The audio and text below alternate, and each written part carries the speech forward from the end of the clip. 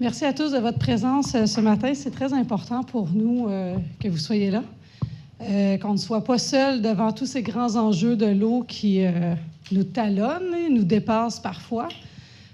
Parfois, on a l'impression qu'on doit courir pour être capable de dépasser ces enjeux-là. Il faut courir vite cette année.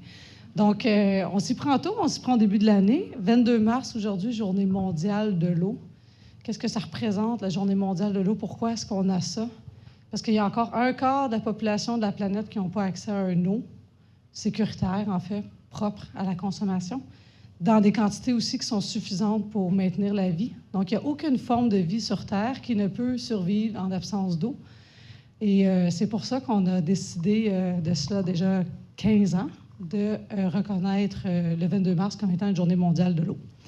En fait, c'est de l'eau et des assainissements, parce que pire que ça, il y a aussi une personne sur deux sur la planète qui n'a pas accès à une toilette. Donc, on accentue la problématique, en fait, de l'accès à l'eau propre, parce que si on n'a pas de toilette, mais on risque la contamination de d'autres sources d'eau qui va, en fait, aggraver le problème d'accès à l'eau potable. Donc, le 22 mars, pour nous, chez Au Secours, c'est une journée qui est très importante parce qu'on doit rappeler, en fait, à nos décideurs, à la population, à tout le monde, en fait, l'importance de, quand on prend des décisions, de voir dans un avenir lointain pour les prochaines générations, de toujours maintenir cette protection-là pour que les générations futures puissent encore y avoir accès. Plus on contamine l'eau et plus on la gaspille, plus ça nous coûte cher en technologie pour ramener ça à un niveau, en fait, que l'humain peut consommer et les organismes vivants aussi. Là, dans les dernières années, ce qu'on a vu monter, en fait, comme menace, qu'on n'avait pas nécessairement vu aussi forte au Québec, c'est le problème de l'exportation, du commerce de l'eau et même de la financiarisation de l'eau. Donc, on n'altère pas la ressource en tant que telle à sa ressource, mais on nous en prive l'accès à nous, les citoyens, les humains. Donc, chez Au Secours, on a vraiment pris ça très au sérieux et on a commencé à revoir, en fait, toutes les relations qu'on avait déjà eues dans le passé, parce que ce n'est quand même pas la première fois non plus là, que ces menaces-là se font présentes. Et on regarde les mécanismes, en fait, qu'on a législatifs. Et je n'irai pas plus loin parce que c'est la thématique, en fait, de notre panel d'aujourd'hui. Et pour faire l'animation, je vous présente Philippe Duhamel, président, qui pourra présenter nos nombreux panels et faire le suivi. Donc, un grand merci à vous d'être si tôt un samedi matin pour venir discuter avec nous de l'eau. Merci beaucoup. Je vous présente dans l'ordre. Oui, alors Lucie, si vous voulez prendre place, Alain et Sylvie. Alors, Lucie Sauvé, Alain Tourneau et Sylvie Pacreau. Je vais les présenter là, plus formellement avant leur tour de parole. Mais je voulais vous dire que le choix de nos panélistes a été guidé là, par notre thème et le désir de croiser des regards. Par l'âge aussi. On augmente la moyenne. Mais avec l'âge vient de l'expérience et on a des choses à partager, comme la jeunesse a la fougue à partager et le feu sacré.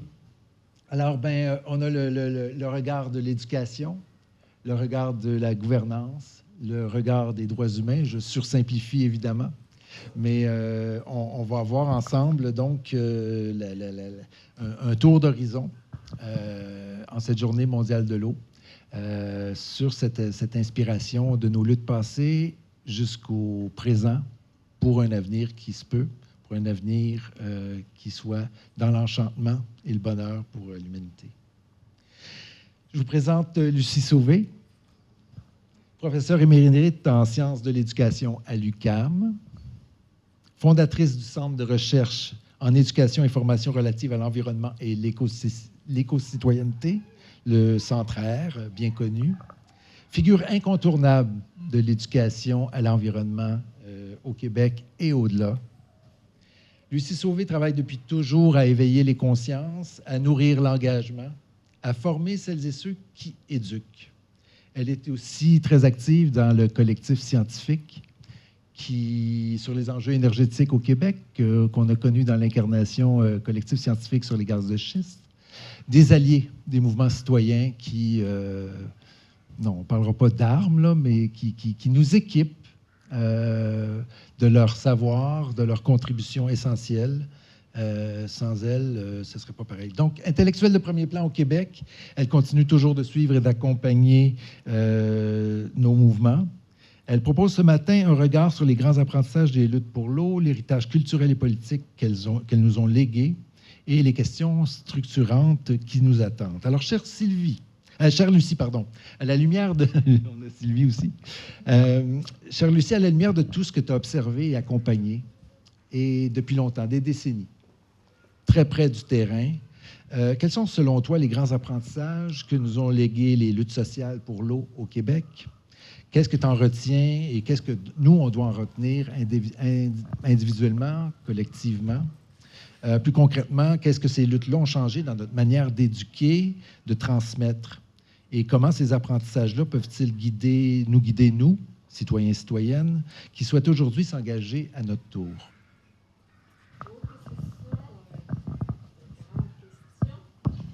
Est-ce que ça va comme ça? Oui. Philippe, on a de la relève ici, là, avec les tout jeunes, c'est chouette. Ben oui, j'ai eu le bonheur de connaître Philippe dans toute cette trajectoire d'engagement, parce que oui, j'ai eu évidemment une vie académique, mais une vie citoyenne aussi intense qui m'a apporté de très beaux cadeaux. Ben voilà, je me suis intéressée à l'éducation en milieu formel, mais beaucoup aussi à ce qu'on apprend ensemble dans nos mobilisations. Et tout à l'heure, Rebecca parlait un peu de la situation actuelle. Effectivement, c'est extrêmement préoccupant, là, ce qui se passe. On est en train de vivre ce que Naomi Klein appelait la stratégie du choc. Hein? C'est ça qu'on est en train de vivre. En fait, faire peur pour faire accepter l'inacceptable. C'est un peu ce qui se passe. Puis dès janvier dernier, on a pu lire sur le site de Radio-Canada que dans le contexte actuel, le ministre de l'Environnement, le ministre québécois de l'Environnement, n'exclut pas d'assouplir les règles environnementales au Québec. Mais ça ne serait pas la première fois. Et puis, dans ce contexte-là, ben, on peut ressentir, c'est tout à fait légitime, une sorte de découragement, d'essoufflement, d'éco-fatigue.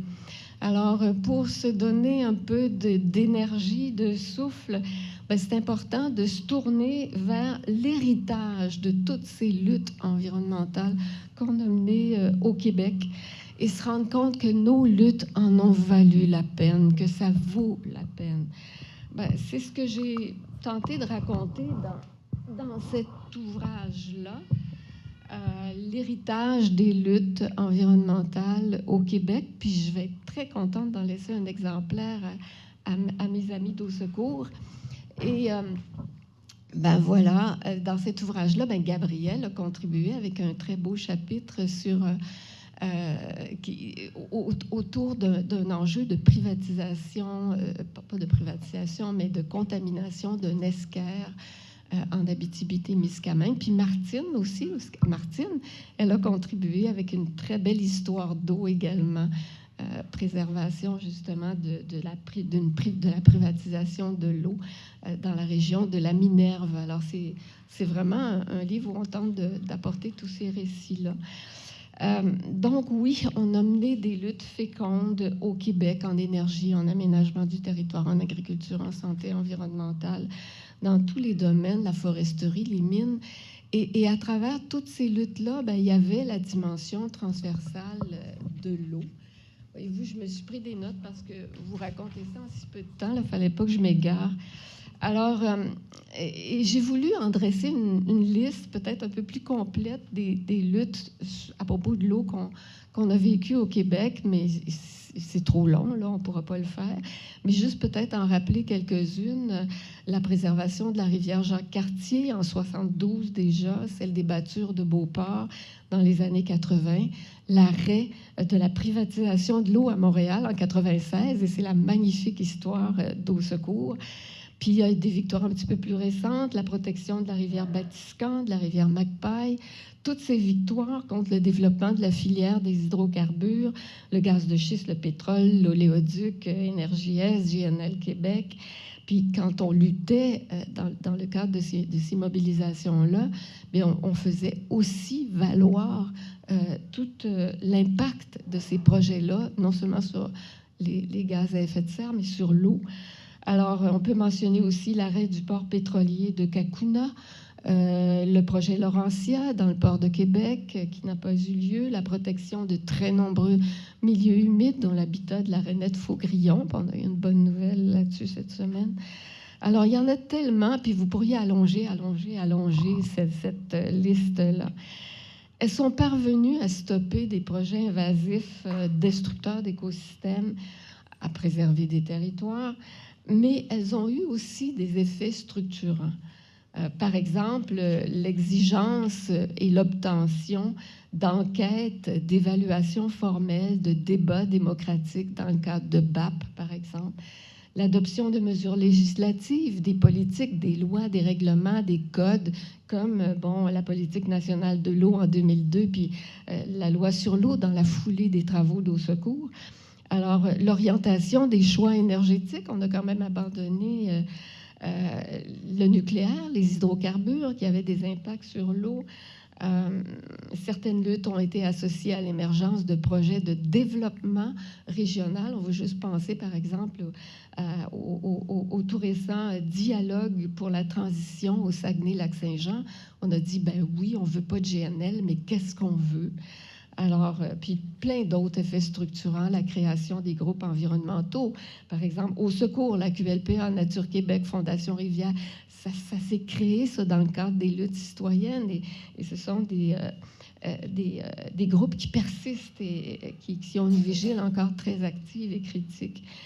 Bon, quelque chose d'important, c'est la présence accrue et la visibilité, enfin, des nations autochtones. Okay? Le rapprochement entre autochtones et allochtones, on l'a vécu dans ces luttes-là. Puis en général, le décloisonnement des sphères d'action au sein de la société, là, les comités citoyens, les ONG, les syndicats, les municipalités, les scientifiques, en fait, ça a été une belle cohésion là, de tous ces groupes-là. Il faut dire que ces luttes-là, elles ont été... Désolée. Ces luttes-là ont été déraisonnablement exigeantes, parfois à très longue haleine, décevantes. Parfois, on pensait que c'était réglé. Non, ça revient sous une autre forme. Mais au bout du compte, on se rend compte que ça valait la peine, que de toute façon, ça en a valu la peine. On observe bien sûr là, des avancées sociales, environnementales, mais des avancées culturelles. On a développé une intelligence collective, on a développé une identité éco-citoyenne au Québec. Moi, je me rappelle, dans la Grande Marche à Cacouna, on voyait des pancartes, là, « Je suis beluga, le fleuve coule dans mes veines ». Alors, c'était émouvant. Puis, on apprend beaucoup ensemble. Je vais passer rapidement sur nos principaux apprentissages. Dans le contexte de gouvernance qu'on connaît actuel, de gouvernance politico-économique, mais on se rend compte finalement que c'est à nous, les citoyens, que revient la tâche très lourde d'exercer une vigile critique sur les décisions relatives aux affaires publiques, dont celles qui ont trait à la préservation des milieux de vie. Et on apprend que si on ne le fait pas, personne ne va le faire. C'est à nous de lutter pour, contre, à contre-courant, à bout de souffle et sans ressources financières. L'une des fonctions de toutes ces mobilisations-là, c'est de suppléer à l'inaction ou à l'incompétence gouvernementale en matière d'environnement. C'est aussi de combler les failles de la démocratie. L'engagement citoyen supplée au déficit démocratique dans notre société. Puis deuxièmement, on apprend aussi les vertus du pas dans ma cour. OK? C'est pas un vilain défaut. Hein? On se rend compte que ma cour, c'est aussi celle du voisin, du village, de la région, en fait, de tous les territoires occupés du monde. On comprend l'impact écosystémique d'un projet en particulier, l'impact cumulatif à long terme, les risques pour la santé, la sécurité collective, l'effet d'engrenage économique bien souvent, la rupture avec des dynamiques territoriales endogènes. Puis fondamentalement, on apprend le sens de politique, de ce que ça veut dire politique. S'occuper ensemble des choses qui nous concernent tous et toutes.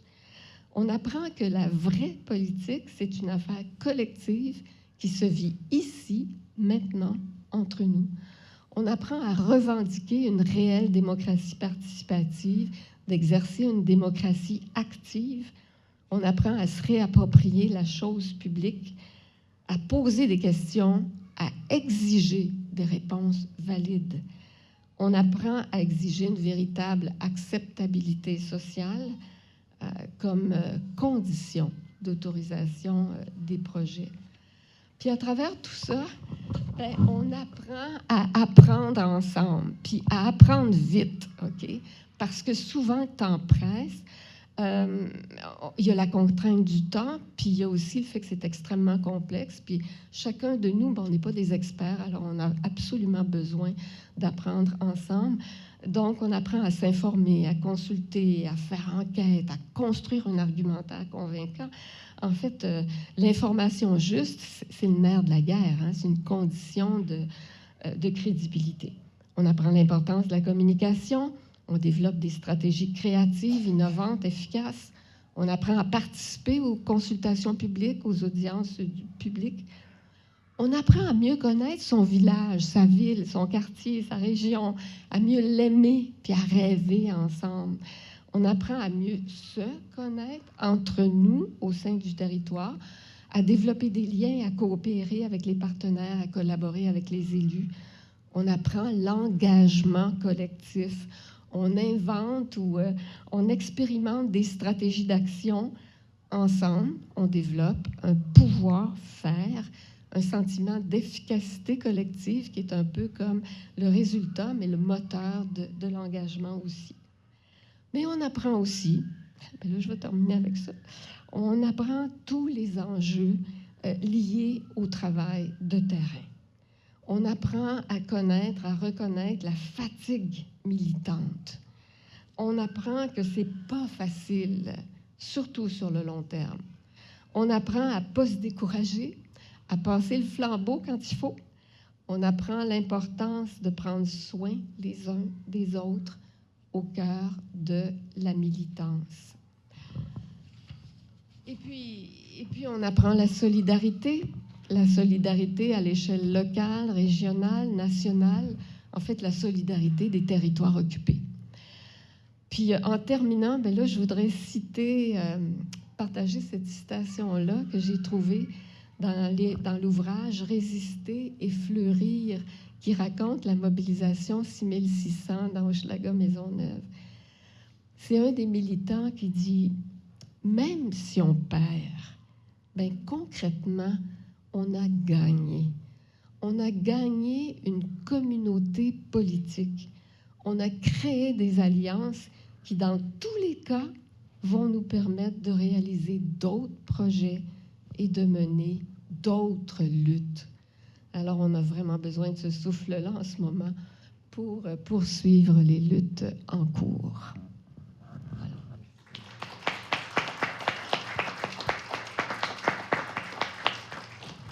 C'est tellement juste, Lucie. Moi, personnellement, j'ai jamais fini mon cégep. J'ai tout appris en militant. J'ai appris à faire de l'infographie, à traduire, à rédiger, une culture scientifique aussi, parce que tu ne veux pas dire n'importe quoi, une culture de la démocratie, et avec le temps, cette importance de prendre soin des autres autour de soi, de soi-même, et d'être ancré dans son milieu. Une question que j'aimerais te relancer, c'est parce qu'il y a un petit côté décourageant là-dedans. Militer, tout faire à l'huile de bras, on est plusieurs ici à pouvoir en témoigner. Hein? C'est beaucoup de temps, c'est beaucoup de sous aussi. On sacrifie des fois des heures de travail. y a-t-il moyen d'accélérer la courbe d'apprentissage dont tu parles, que de passer ces années à militer et je pense entre autres à la nouvelle génération et à tous les gens qui sentent l'appel de l'engagement. On peut-tu faire plus vite que juste apprendre, réinventer la roue puis tout apprendre par soi-même dans des petits groupes citoyens qui se démènent? On est tellement effectivement surchargé et on est tellement à court de temps et de possibilités qu'on oublie, on oublie de prendre le temps de recueillement à un moment donné, à certains moments de notre action collective, pour se rendre compte justement des apprentissages qu'on a faits et du potentiel de transférabilité de ces apprentissages-là. Et oui, Philippe, c'est une autre tâche là, qu'on devrait assumer en tant que citoyen mobilisé, de s'assurer de la transférabilité de nos acquis.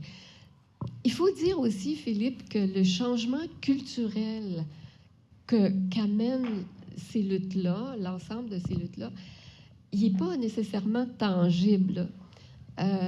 C'est ce qui fait qu'on se retrouve ici aussi. C'est ce qui fait que, on va se retrouver de plus en plus nombreux au sein des plus en plus nombreux groupes, parce qu'il y a plein de groupes qui émergent en ce moment-là. Donc, oui, il y a un travail à faire pour mieux mettre en lumière cette culture collective puis tout le potentiel de transférabilité de nos luttes. C'est peut-être justement le petit bout qui nous a manqué, mais c'est là. Il faudrait qu'on s'en donne la peine. Merci pour ça. Moi, je comprends. Et le vieux commence à écrire. Parce que quand on est dans les mouvements, on est toujours dans l'action, toujours dans l'action. On a appris plein de choses, mais comment qu'on les transfère autrement que par le verbal?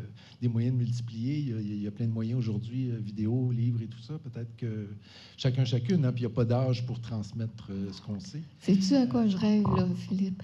Moi, je rêve qu'on ait au Québec un musée citoyen de l'environnement, OK? Où justement, ce serait un espace où on aurait d'une part des artefacts physiques, vidéographiques, toute une bibliothèque de tous ces écrits qui ont été faits et où on pourrait se rassembler, raviver la mémoire. Donc moi, j'aimerais ça, un musée citoyen de l'environnement, un musée vivant, okay, vibrant. Le souhait est lancé, il est dans l'univers, il est dans l'eau. On va pouvoir transférer ça. Merci beaucoup, Lucie. On va avoir un dernier moment à la fin aussi pour pouvoir lancer cet appel qui est en vous. On va passer maintenant, pour prolonger la réflexion, on va se tourner vers Alain Letourneau.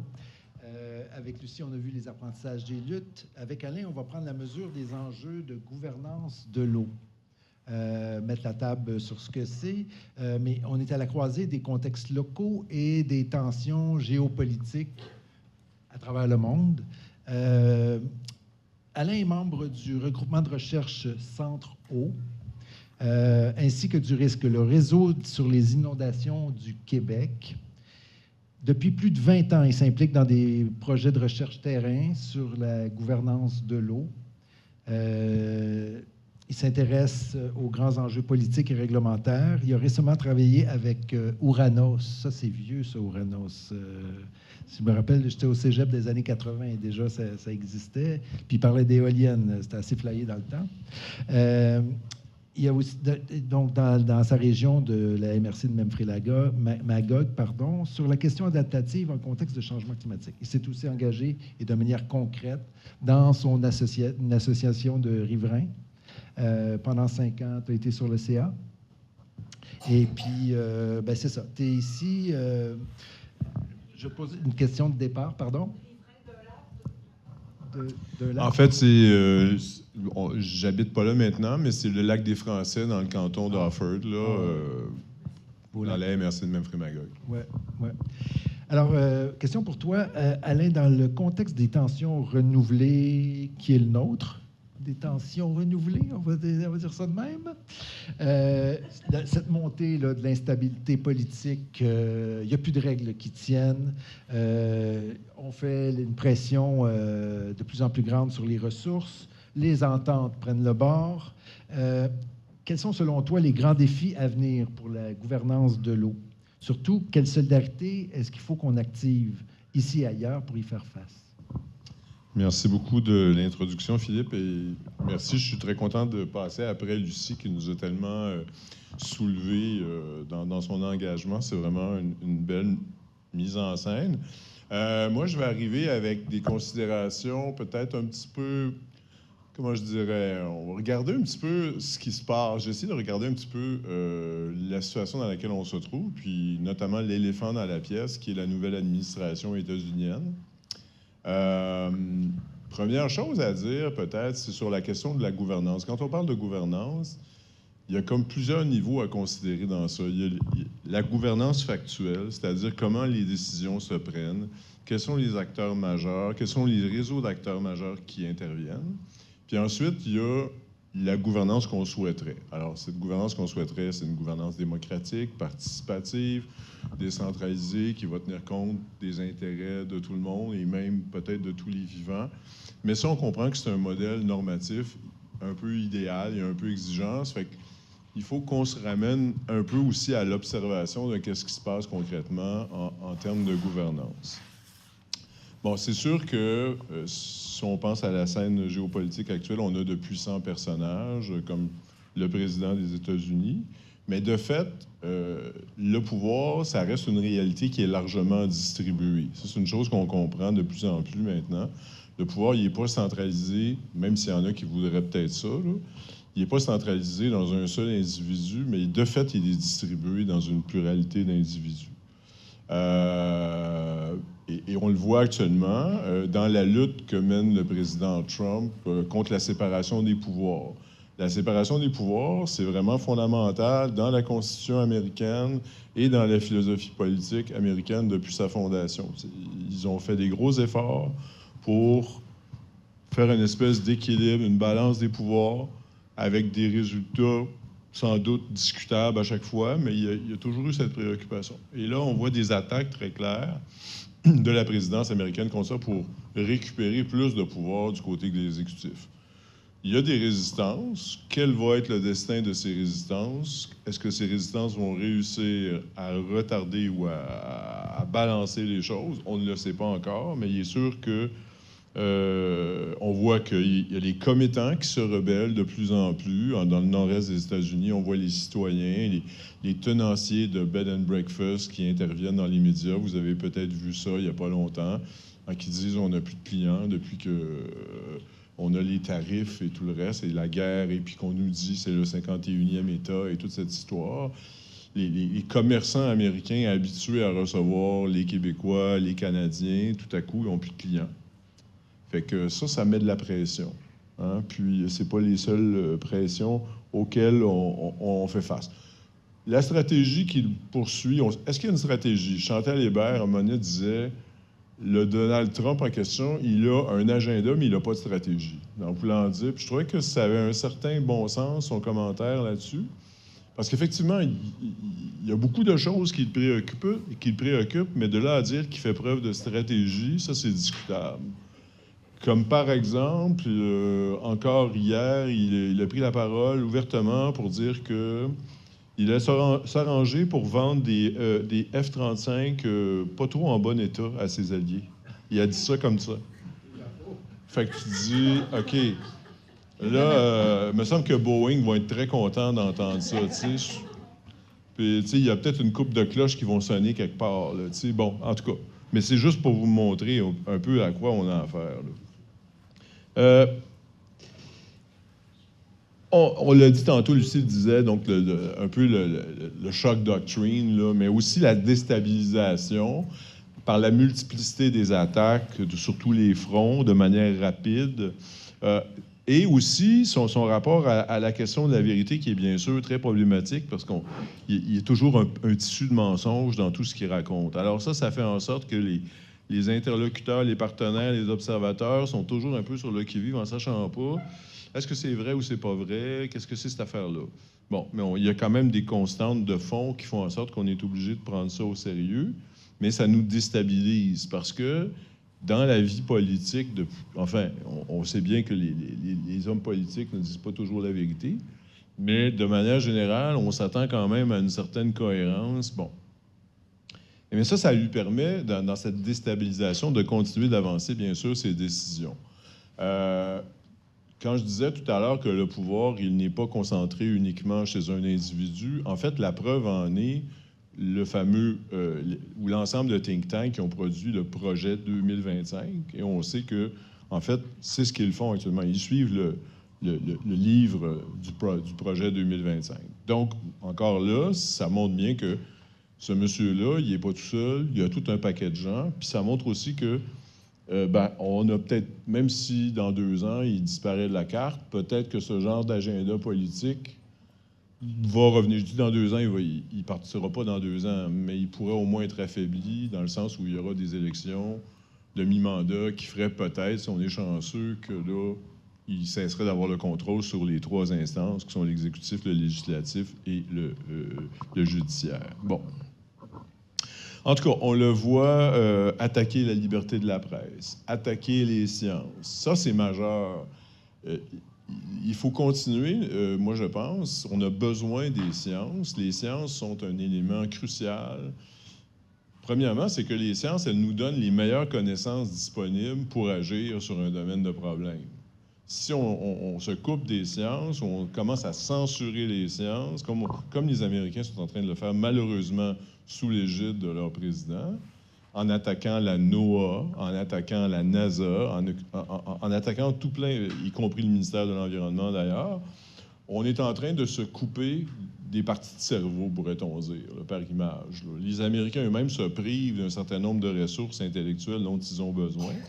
Et ça a aussi des conséquences pour tout le monde, parce que très souvent, les chercheurs canadiens, québécois, français et tout le reste ont besoin aussi des ressources scientifiques des États-Unis, puis là, on ne sait pas trop sur quel pied danser avec ça. Donc, il y a un effort de domestiquer la pensée critique qui est clair, qui est très, très net, très... on vient d'annoncer le démantèlement du ministère de l'Éducation.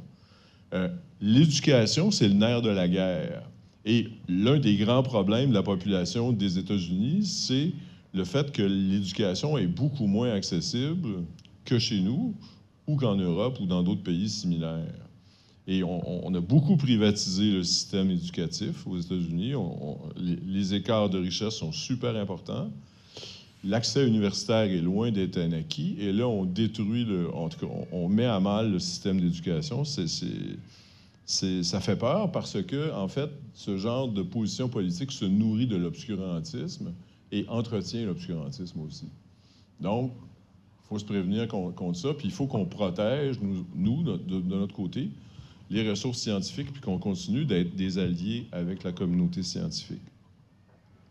Je voudrais parler aussi brièvement des discours récents de Donald Trump. Je ne sais pas si vous avez vu ça, mais dès septembre 24, c'est-à-dire pendant sa campagne, il a commencé à parler du grand robinet de l'eau canadienne. Vous avez entendu cette expression? Le grand robinet, en fait, il référait à la rivière Columbia, qui est une rivière, bien sûr, du côté ouest du Canada, là, entre la Colombie-Britannique et puis l'Oregon, l'État de Washington, ces choses-là. Et dans le but d'ouvrir ce grand robinet, disait-il, pour irriguer, dans le fond, le Texas, le Nevada, la Californie, tout ça, des régions où on manque d'eau de plus en plus. On sait qu'il y a plusieurs États aux États-Unis, notamment 6 États qui sont en sécheresse continue, là, ou avec des petites pauses une fois de temps en temps, mais qui sont en manque d'eau. Puis on sait que le lac Mead et puis tout ça est à la baisse. C'est une situation dramatique, c'est clair. Bon.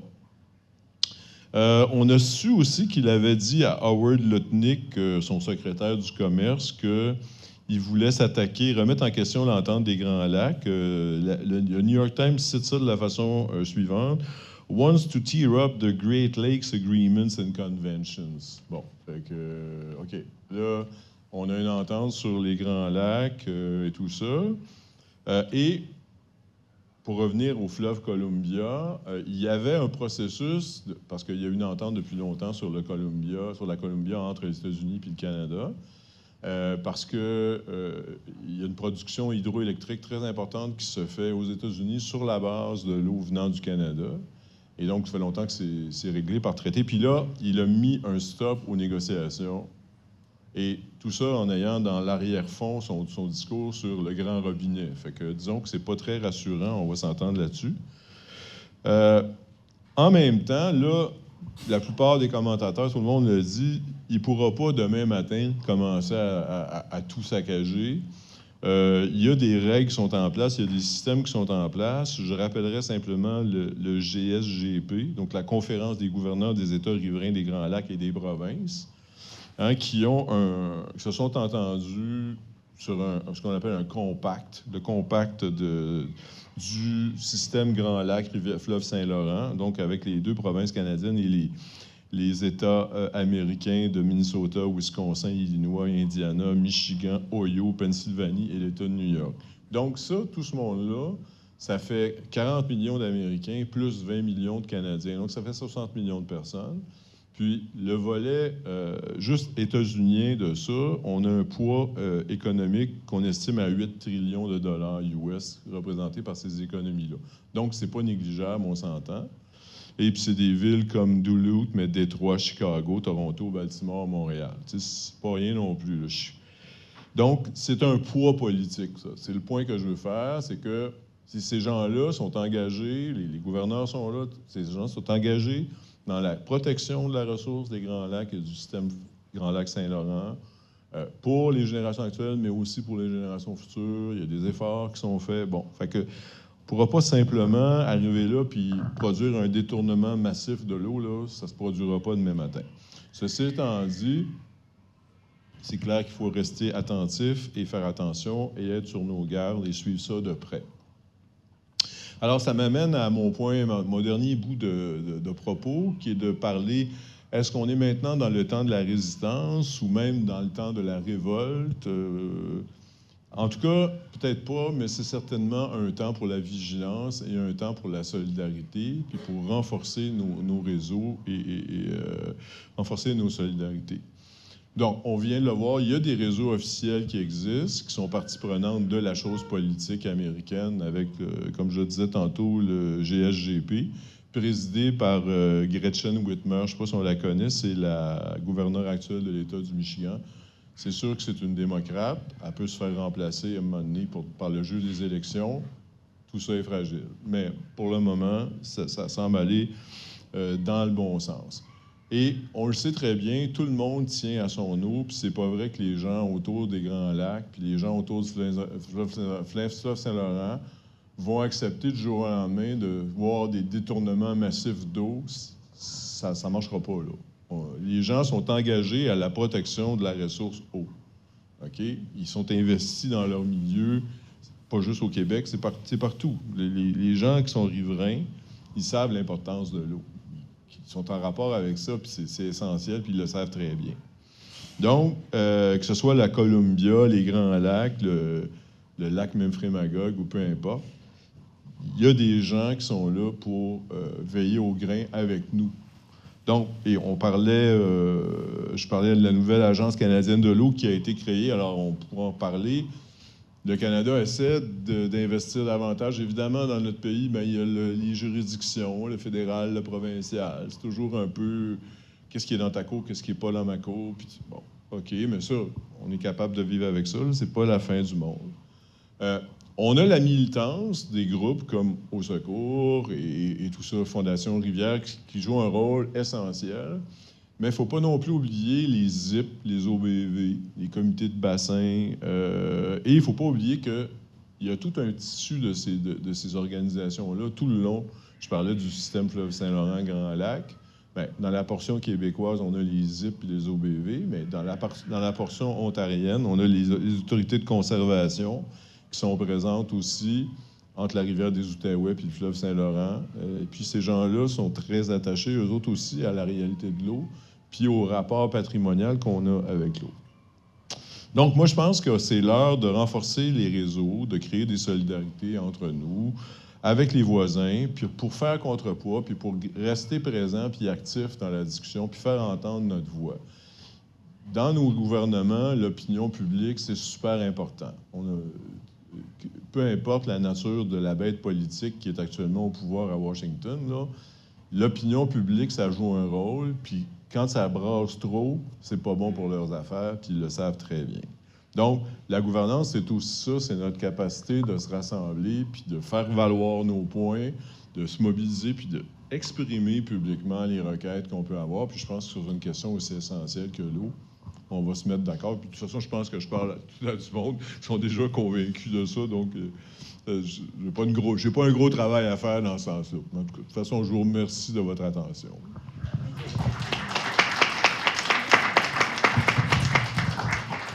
On va avoir une période de questions à la fin. Ça va bien avec l'horaire? Ça fit? Merci de respecter le temps. Ça me permet de demander une petite question de suivi, là. Les réseaux de gouvernance, les réseaux citoyens d'action militante, si on veut, comment tu les vois travailler plus ensemble dans les mois, les années qui viennent? On a parlé des États-Unis, mais au Canada, j'apprenais par Rebecca ce matin que l'Agence fédérale ne s'intéressera plus quand il va y avoir des études d'impact environnemental provinciales. Le fédéral va dire « je m'en lave les mains ». Il y a des grandes menaces de pipeline, encore une fois, on ramène ça sur le tapis. On regarde Stablex, et le pouvoir provincial qui vient s'arroger des pouvoirs municipaux, tout ça. Comment tu nous vois agir de façon plus concertée? Je pense qu'au Québec, on a quand même un beau modèle dont Lucie a fait allusion, là. Les groupes citoyens ont appris à travailler avec les scientifiques, qui ont appris à travailler avec les pouvoirs municipaux, qui ont travaillé... Comment élargir ces mobilisations-là, qu'elles se répercutent parmi ces instances de gouvernance et chez les réseaux citoyens? C'est une excellente question. Malheureusement, je n'ai pas la réponse vraiment. Tout ce que je peux dire, Philippe, c'est que pour moi, c'est essentiel. Les deux, on pourrait parler des groupes militants, des groupes citoyens militants, qui sont organisés, qui véhiculent des propos qui sont critiques. Puis il y a des gens qui sont investis, mais plus dans des organisations, je dirais, qui sont en collaboration, je dirais, avec les instances politiques d'une façon un peu plus étroite. Je pense qu'on a besoin des deux. Puis déjà de reconnaître ça, puis de dire comment est-ce qu'on ferait pour établir davantage les ponts. Puis ça pourrait être juste de faire une réunion de temps en temps. Ça pourrait juste de dire, OK, rassemblement des gens, des OBV, des ZIP, puis des groupes militants sur la question de l'eau au niveau du territoire québécois, des choses comme, ou sous des parties du territoire aussi. On n'est pas obligé de prendre l'ensemble du Québec. On peut prendre une question particulière. Mais c'est sûr qu'on est dans des circonstances difficiles et problématiques, actuellement particulièrement problématiques, on le comprend bien. Tu vois, moi, le fait auquel tu référais, là, que le fédéral il dit je vais laisser ça aux provinces. Moi, quand j'ai lu cette nouvelle, je ne sais pas si on parle bien de la même nouvelle, mais en présumant que c'est le cas, moi, ce que j'ai compris là-dedans, c'est que on disait on va arrêter de faire deux systèmes d'évaluation qui sont en compétition l'un avec l'autre. Moi, c'est comme ça que je l'ai reçu. C'est-à-dire, on va reconnaître, dans le fond, que quand il y a l'autorité québécoise qui évalue, mais ça suffit. On n'a pas besoin de rajouter une autre couche d'évaluation par-dessus. Mais je ne sais pas si je le lis correctement. Et ça peut créer des opportunités parce qu'il y a influencé. Bon. Mais en même temps, à chaque fois qu'il y a une étude, il y a des scientifiques, il y a des argumentaires, il y a du temps. Le temps joue souvent quand on fait de l'éducation à l'environnement pour nous plutôt que contre nous parce que c'est ça. Mais la question est excellente. Parce qu'on pourrait trouver que justement, c'est peut-être bon qu'il y ait plus d'études que moins d'études dans certains cas. Mais bon. Ouais. Ça a comme deux côtés, cette médaille-là. Oui. Des exemples concrets là, de travail ensemble, des structures de gouvernance et des milieux citoyens. Je ne sais pas, est-ce que tu en as? Est-ce que sais, moi, j'ai beaucoup milité avec Terre Précieuse à Trois-Rivières pour arrêter un développement de parcs industriels sur des milieux humides. Puis on n'a pas entendu ces acteurs-là. Peut-être que ce que tu es en train de nous dire, c'est qu'il faut encore que ce soit les citoyens qui aillent cogner à la porte et qui démarchent. Et tout ça, c'est usant parce que il y a des gens salariés qui ont des budgets, qui sont supposés nous défendre, mais question de financement, question d'influence politique. Et là, ce qui se développe des fois, c'est des gros clivages chez les militants, les militantes. On fait comme, tu sais, le CRE, Environnement Mauricie, qu'est-ce qu'ils font?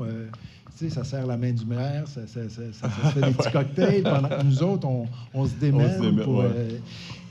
Alors, comment créer cette culture de collaboration, de synergie? Ça va prendre de l'éducation à l'environnement et à la mobilisation au sein de ces instances-là, non?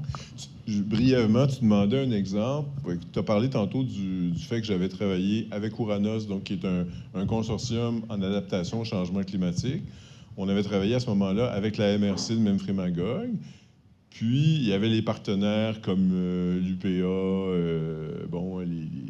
les regroupements qui s'occupent de tourisme, donc des choses semblables, la sécurité publique, qui étaient des partenaires réguliers avec qui on avait des tables de concertation. Mais à un moment donné, on a dit, c'est pas assez, il faut qu'on aille chercher la voix des citoyens puis des organisations bénévoles, de gens qui s'impliquent.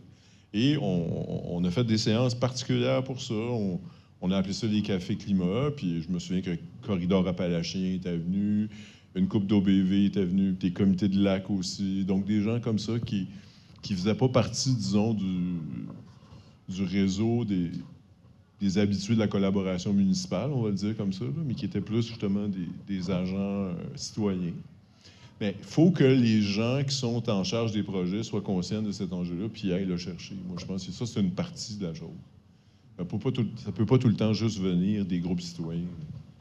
Merci pour ça, merci. On a vu la lutte sur les mines, les claims aussi, où il y a beaucoup de choses qui se sont soudées. Et c'est peut-être ça qui fait le plus peur au gouvernement, ces alliances-là qui se créent avec le temps, avec l'expérience, avec la sagesse aussi, entre ces milieux-là. Luc, je t'ai vu, on va avoir une période d'échange.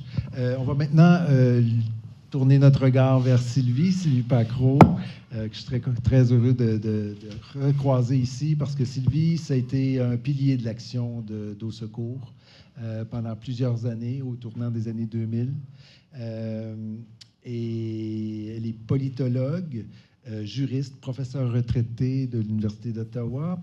Elle a enseigné en sciences politiques et en droit international. Elle consacre depuis plus de 30 ans à la question des droits humains, du droit international, des mouvements sociaux, mais aussi beaucoup en lien avec l'eau. Alors, on va regarder les dimensions juridiques, politiques du droit à l'eau, réfléchir à la manière dont les droits humains, les instruments existants et émergents en matière de droits fondamentaux peuvent devenir des leviers pour assurer la santé, l'épanouissement des peuples, devenir des outils d'émancipation, de souveraineté également. Sylvie est membre du REGIMEN, c'est comme ça qu'on dit, le réseau d'études sur la globalisation et les mutations de l'État. Vous avez beaucoup de travail de ce temps-là. Et siège au conseil d'administration de la Fondation Daniel Mitterrand, ça fait ça au juste, ça milite pour une reconnaissance effective et la défense du vivant. Ben, c'est bien ça. Pardon? Oui, okay. Rien que ça, ben oui.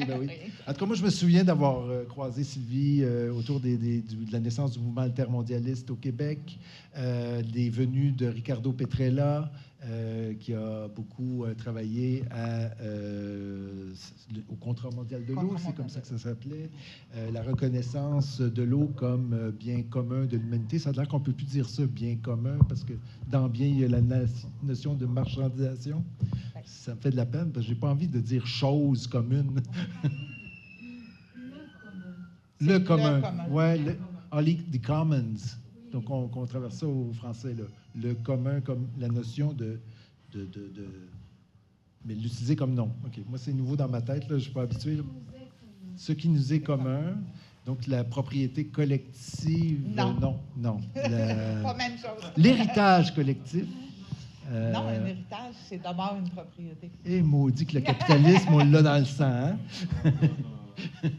Alors, je vais te laisser expliquer tout ça. Ben, c'est ça. Je pense que je vais te laisser aller sur tout ça et vous enseigner un petit peu quelques notions de droit pour aller dans le droit chemin.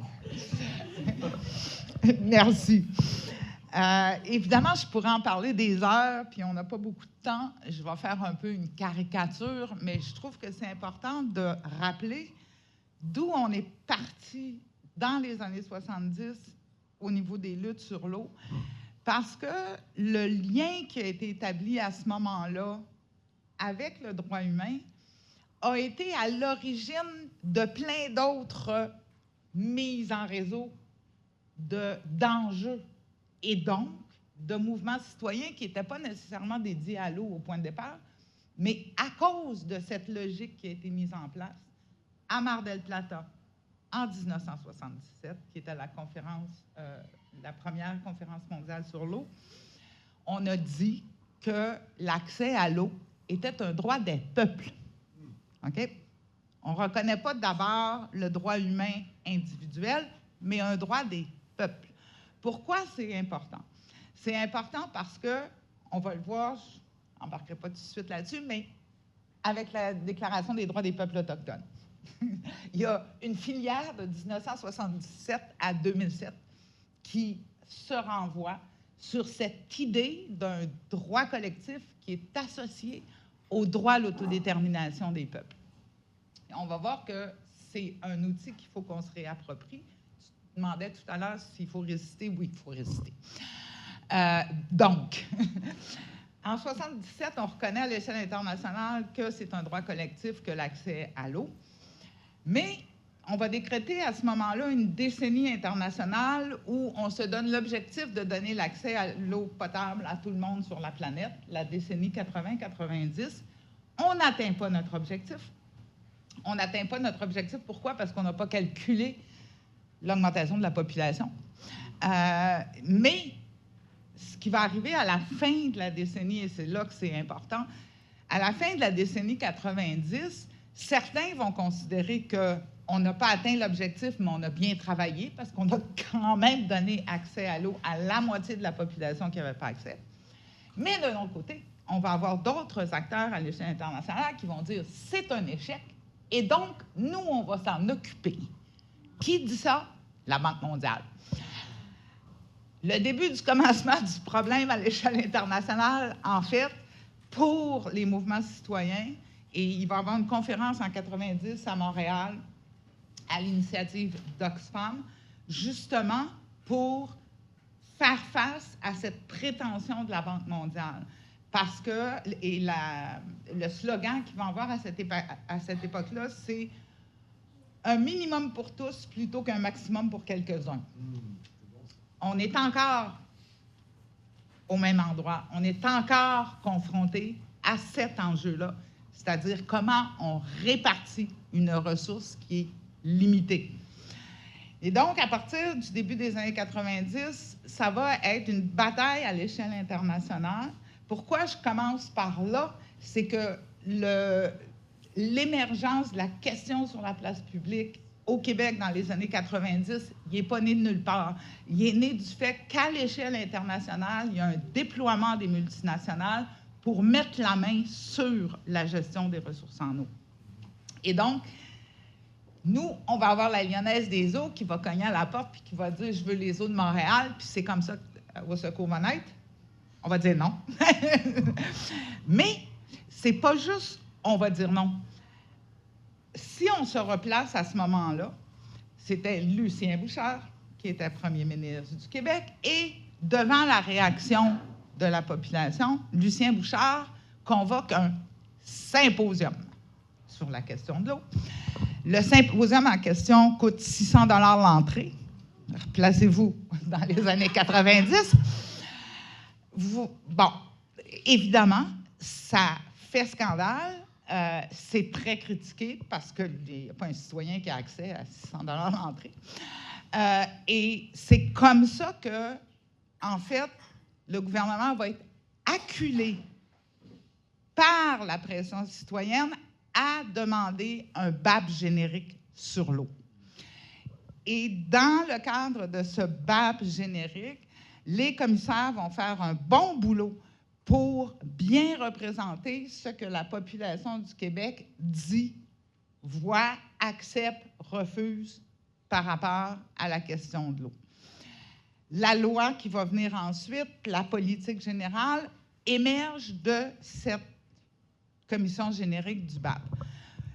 Dans cette commission, on reconnaît effectivement que c'est un commun, et de toute façon, ça l'était déjà dans le Code civil au Québec.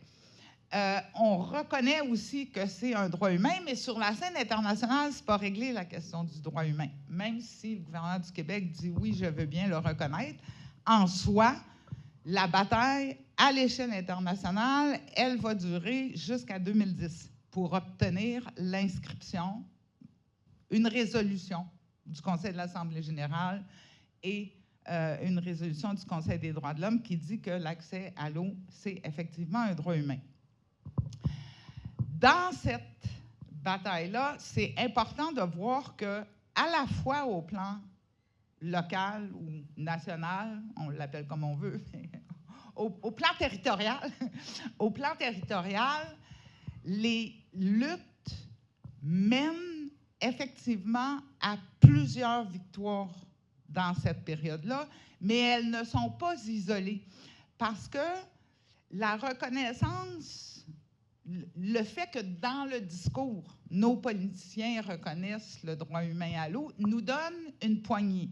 Tu n'aimais pas, Philippe, tout à l'heure, le mot de « arme », mais le droit est une arme. C'est un outil dans la panoplie d'outils, d'armes qu'on peut utiliser dans les luttes. Et le droit humain va être au centre des outils dans la lutte sur les gaz de schiste, par exemple. Donc, au Québec, on a articulé la question environnementale à la question des droits humains pour augmenter la légitimité politique de ce qu'on revendiquait.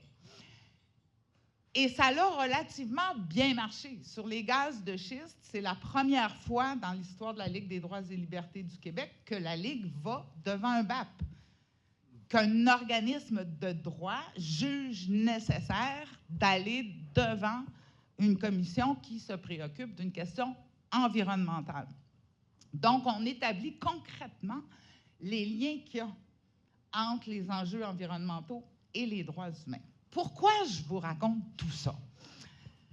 Vous pourriez vous dire, on peut faire la même chose aujourd'hui. Eh bien, non. Eh bien, non, parce que malheureusement, et là-dessus, je suis peut-être les témoins autour de cette table, on est obligé de se rendre compte qu'avant même l'arrivée de Trump, n'est-ce pas, il y a à l'échelle internationale, il y a au sein de notre société une remise en question à bas bruit de la légitimité même des revendications de droit et du droit lui-même et de l'état de droit. Donc, ce sont des outils dont on a été capable de s'emparer, qu'on a été capable de faire travailler pour nous, dont on est en train de nous désapproprier à l'heure actuelle. Souvent, et je me souviens moi-même, quand j'étais plus militante, plus jeune, plus radicale, on se battait contre les institutions. Or, aujourd'hui, on est obligé de se rendre compte que la seule chose qui peut sauver la démocratie et l'état de droit à l'heure actuelle, ce sont les institutions.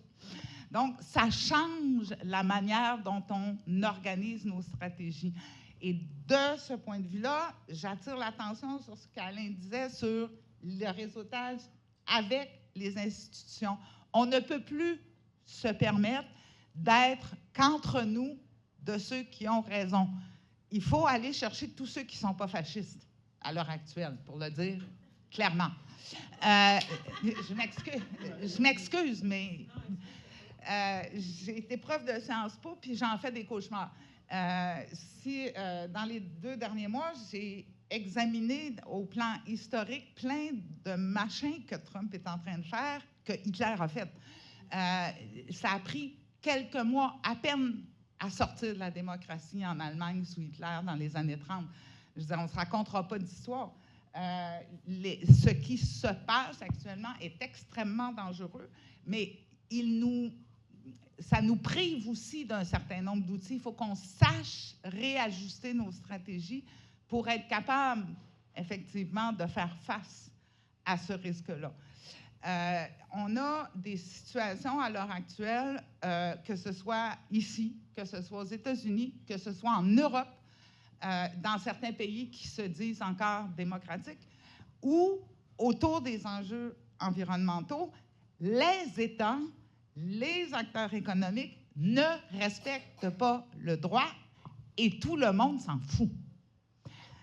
Et ça, c'est un problème important pour nous, comme militants, parce qu'en fait, on a beaucoup été chercher de légitimité dans les outils juridiques. Le droit humain, oui, mais le droit en ce qu'il fait partie de la démocratie, en ce que les procédures garantissent l'égalité entre les citoyens, etc. C'est tout ça qu'on perd.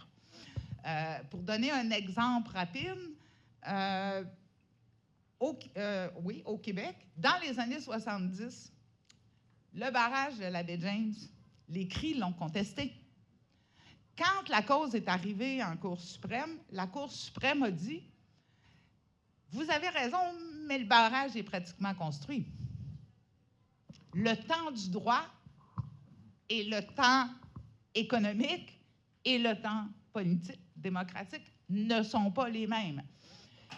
Il vient de se passer en Europe un cas où, malgré le fait que le projet soit à 50% complété, le tribunal a dit non.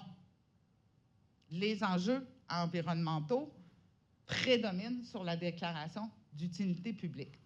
Donc, il y a des enjeux de cet ordre-là qu'on partage avec d'autres. Et quand on parle du réseautage, je pense que pour ne pas se sentir tout seul, il faut aussi voir ce qui se passe ailleurs, puis créer des liens pour être capable de contester et faire évoluer les mécanismes qui ne nous conviennent pas. On a parlé, et Lucie et Alain, de la question de la participation en Europe, qui ont pourtant une convention sur la participation des citoyens en matière environnementale. Il y a une grande remise en question à l'heure actuelle. Ça serait intéressant qu'on partage justement sur cette question de la temporalité. Est-il acceptable en matière environnementale qu'un projet ne soit pas arrêté avant que tous les recours soient passés? Parce que sinon, on va se retrouver toujours avec des cas où le juge dit qu'on a raison, mais le chantier est fini. Et ce problème-là est un problème partagé dans plusieurs pays, et c'est important que les luttes soient actives un peu partout pour qu'on gagne sur ces questions-là. Je vais finir avec un exemple de ça. En 2000, à La Haye, 2e Forum mondial de l'eau, le prince d'Orange, qui était l'hôte, parce que c'est aux Pays-Bas, l'hôte de la rencontre, arrive à la conférence ministérielle et dit au ministre « La très grande majorité des participants au forum veulent la reconnaissance du droit à l'eau. » On était 300 sur 5000. Pourquoi le prince d'Orange dit la très vaste majorité, même si ce n'est pas vrai dans le forum, on est là, absolument pas. Pourquoi? Parce qu'au même moment, il y a 17 pays dans le monde où les populations sont dans la rue. Il est là le poids qu'on peut exercer dans le réseautage, c'est que ça n'a pas juste une portée sur notre propre lutte, mais sur les règles internationales auxquelles on va se retrouver soumis aussi. Et donc, j'attire vraiment l'attention sur le fait qu'il faut qu'on se pose la question de le droit est essentiel à la démocratie. Parce qu'à l'heure actuelle, on a deux conceptions de la démocratie qui s'opposent. Rappelez-vous, les émeutiers du Capitole considèrent qu'ils sont des démocrates. La tyrannie de la majorité, parce qu'en fait, c'est ça, la tyrannie de la majorité n'est pas la démocratie. Pour que la démocratie fonctionne, il faut un principe d'égalité, et aucun principe d'égalité peut fonctionner sans le droit. Donc, si on ne défend pas, ce n'est pas juste défendre les droits humains, c'est qu'en fait, les droits humains sont le résultat de lutte. Ils sont que ça. Ce sont des rapports sociaux, des rapports de force qui se sont déployés dans l'histoire et qui ont fait en sorte que les populations ont arraché des droits au pouvoir. Ça ne changera pas. C'est ça la mauvaise nouvelle. C'est jamais acquis. Il va toujours falloir se battre contre le pouvoir et la force pour faire fonctionner le droit. Dans l'eau, comme dans tout le reste.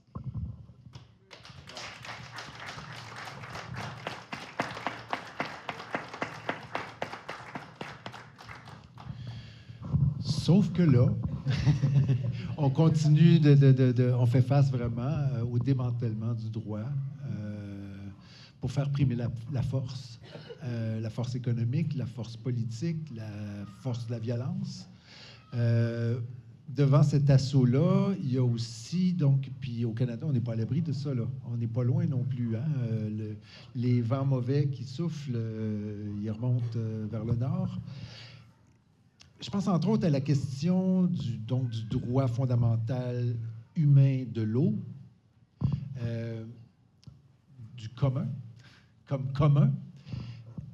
Est-ce que, je prends par exemple l'accès à l'eau des communautés autochtones au Canada, qui est un véritable scandale, qui est loin d'être réglé pour les populations autochtones, pour les gens qui s'en considèrent solidaires, qui veulent prêter main forte. Comment on peut concrètement accélérer cet accès-là à de l'eau qui souvent était pure, mais qui a été polluée par les mines, qui ont été...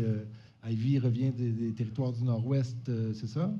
Et écoute, là, des lacs entiers, le grand lac des esclaves, tu sais, je veux dire, comment qu'on fait pour utiliser ces armes-là de conscience et de protection massive pour faire avancer une cause comme celle-là?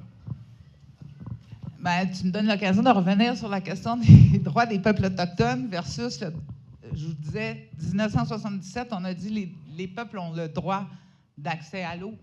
On le voyait comme une partie du droit à l'autodétermination. Je pense que c'est là qu'il faut revenir parce que moi, je disais à mes étudiants, en fait, vous n'avez pas compris la Déclaration des droits des peuples autochtones. Parce que la Déclaration des droits des peuples autochtones, dans les faits, les Autochtones nous ont donné une poignée politique de plus en amenant cette déclaration-là à l'ONU. Parce que qu'est-ce qu'a dit la Déclaration des droits des peuples autochtones? Elle ne dit pas que les peuples autochtones ont plus de droits que les autres peuples. Elle dit que ces peuples-là ont aussi le droit à l'autodétermination. Et ce que ça veut dire, en fait, c'est qu'on peut se servir de cette logique-là pour ramener la discussion, la conversation politique sur le contrôle de nos territoires puis de nos modes de développement. Tous. Je ne me souviens plus c'est lequel chef autochtone de l'Ouest canadien, à un moment donné, dans une discussion, avait dit « Mais réveillez-vous, c'est votre droit à l'autodétermination qui est en jeu aussi. » Et c'est cette idée, parce qu'en fait, on n'arrivera jamais à protéger les ressources si on ne récupère pas le droit à l'autodétermination des territoires. Parce que c'est en protégeant les territoires qu'on va protéger l'eau. On a juste à regarder l'enjeu de, par exemple, la pollution agricole en Bretagne. S'il n'y a pas une reprise en main par les populations de qu'est-ce qu'on peut faire dans un environnement, dans un écosystème, on va se retrouver avec le problème de devoir avoir des systèmes d'épuration de plus en plus up-to-date pour être capable de traiter un peu n'importe quoi, ce qu'on n'est même pas capable de faire à l'heure actuelle avec les sables bitumineux. Donc, je pense que là-dessus, c'est plus à nous d'écouter les Autochtones que de partir de nos institutions pour penser cette question-là. Wow! Moi, je te remercie de cette passion-là, c'est de l'engagement. Moi, ça m'éclaire beaucoup et que le territoire proche, la cour arrière, est le lieu de toutes les avancées, de toutes les résistances et ultimement la naissance du droit. D'un droit qui devient collectif, qui devient une protection plus permanente que faire une lutte après une autre, parce que ça, c'est épuisant. Ça m'éclaire beaucoup. Je voudrais terminer avant d'ouvrir aux questions, puis je vois l'enthousiasme, c'est le fun. Je voudrais vous permettre à chacun de prendre 30 secondes. Vous êtes dans l'ascenseur à l'UQAM, là. et vous lancez un appel. Votre appel à l'action, votre appel tel que vous voulez le faire, une espèce de fil rouge là, que vous aimeriez qui se transforme en geste, en action de notre part et qu'ensemble, on avance. Je donne la parole à Lucie. Vous avez tous chacun votre 30 secondes. C'est votre pitch final.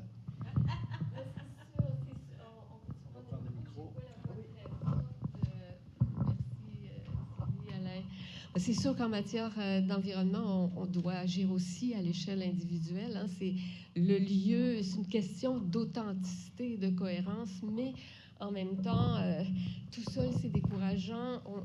En fait, la dune de nos petits gestes résiste pas à la grande marée là, de ce qui s'en vient.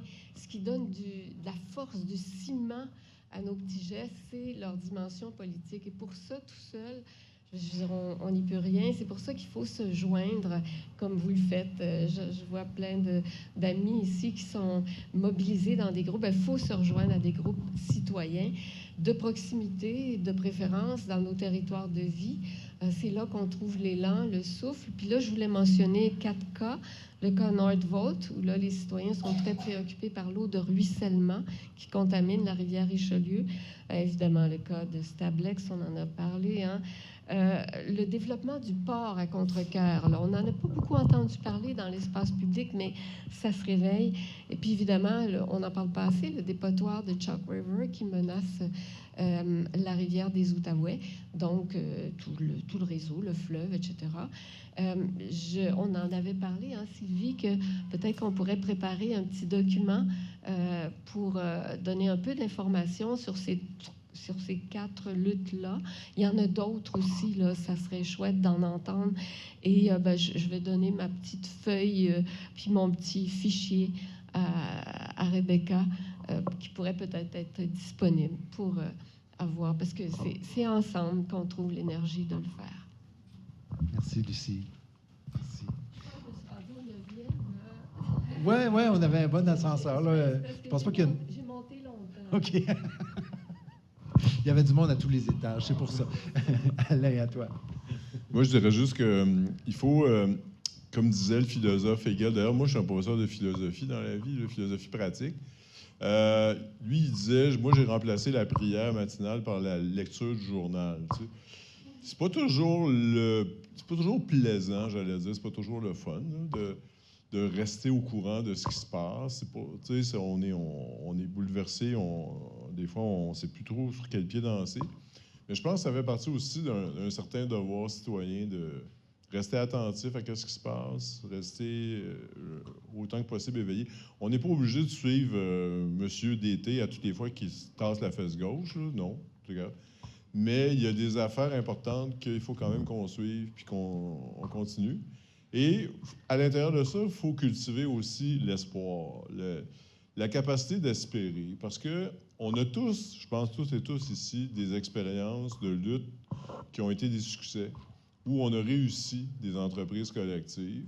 Et moi, je ne l'ai pas fait, mais je pourrais vous raconter des choses. Puis Lucie, puis Sylvie aussi, puis le monde dans la salle, je suis sûr aussi, là, où on a réussi des choses sur des regroupements concernant la question de l'eau. Puis on les a construits, les solidarités, puis oui, on en a eu des résultats. Donc, ça, c'est la base sur laquelle se reposer pour cultiver l'espoir, puis dire à nos concitoyens, bien, oui, il y a des dangers, mais la partie n'est pas jouée. OK? La partie n'est pas jouée, et puis il y a encore quelque chose à faire. OK? Puis pour moi, la question de... Je vais me permettre de dire... William James, qui est un philosophe américain qui est mort il y a plus d'un siècle, disait que à la base, le droit, à la base, c'est la revendication. Le droit, il est créé par la revendication humaine. C'est parce que les humains revendiquent des choses qu'à un moment donné, on crée des droits. Parce que ça devient trop important et on dit c'est un droit. Et là, on s'organise après ça pour rendre le service correspondant au droit. Et donc, c'est une lutte permanente, OK? Puis ça va continuer. Mais de la même façon qu'on a réussi dans le passé, bien, on peut encore réussir maintenant. Et donc ça, il faut le cultiver, cet espoir-là. Fait que ce serait mon mot. Je peux m'arrêter là. Cultiver l'espoir. Merci. Cultiver l'espoir. Sylvie. En 2 mots, je dirais le courage de la nuance. On est dans un monde qui est entièrement polarisé, ou presque. Et on sait très bien qu'il n'y a aucune issue dans cette polarisation-là. Quand je disais tout à l'heure, par exemple, remettre sur la table qu'est-ce que ça veut dire la démocratie. La démocratie, c'est pas juste le peuple qui décide. Si le peuple décide qu'il veut remettre la peine de mort, peut-être que c'est pas une bonne idée. Non, mais sérieux, hein? Pensez-y, là, chacun dans votre tête, il y a des questions que vous ne redonneriez pas à décider à la majorité, nécessairement. C'est quelque chose en fait, on a construit quelque chose de compliqué, quelque chose qui ne sera jamais parfait en termes de régime politique. On ne peut pas faire l'économie de la nuance. On ne peut pas faire l'économie d'une compréhension de la complexité de qu'est-ce que ça veut dire vivre ensemble en démocratie. Et là-dessus, on a tout un défi, puis toute une côte à remonter. Merci à nos 3 intervenants, intervenantes. On y va ensemble?